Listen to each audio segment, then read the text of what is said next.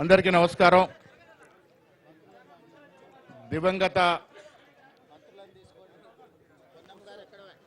పొన్నం ప్రభాకర్, పొంగులేటి గారు, మినిస్టర్స్ అందరు రండి దయచేసి.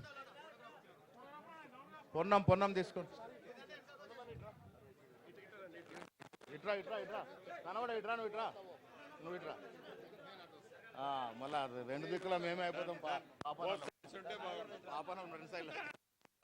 అందరికీ నమస్కారం. మహానేత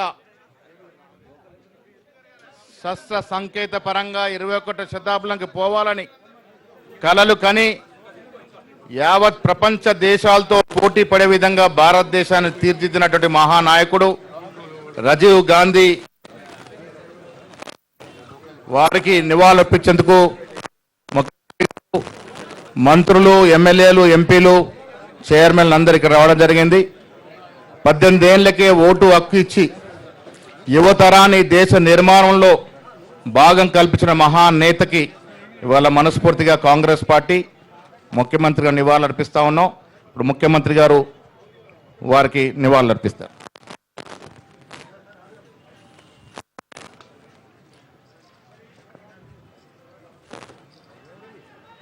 అమరుడైన రాజీవ్ గాంధీ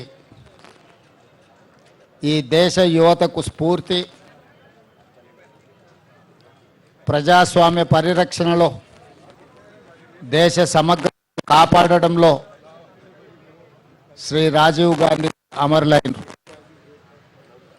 గాంధీ వారసత్వాన్ని పుణికిపుచ్చుకున్న రాజీవ్ గాంధీ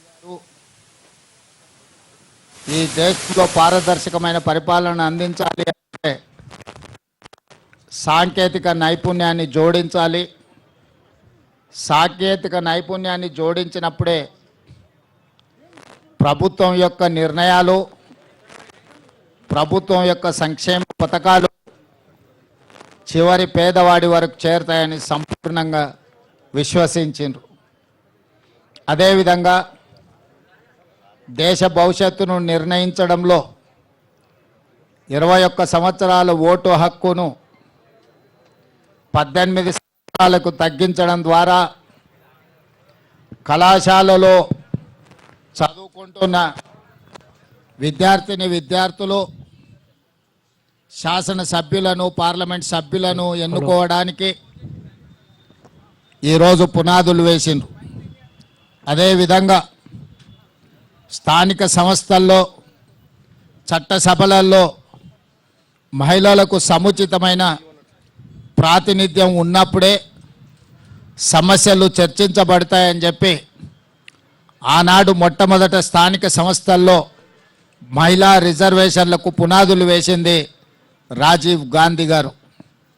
ఈరోజు ఈ దేశంలో కంప్యూటర్, అదేవిధంగా టెలికాం యుగం ఈరోజు ప్రపంచంతో పోటీ పడుతున్నామంటే సిలికాన్ వ్యాలీలో భారతీయులే సిలికాన్ వ్యాలీని నడుపుతున్నారంటే ముఖ్యంగా తెలుగు రాష్ట్రాల నుంచి వచ్చిన ఐటీ నిపుణులు ఈరోజు సుసంపన్నమైన అమెరికా దేశాన్ని, ఆ దేశ ఆర్థిక వ్యవస్థను శాసించగలుగుతున్నారు అని అంటే ఈ దేశానికి కంప్యూటర్ను పరిచయం చేసింది రాజీవ్ గాంధీ గారు.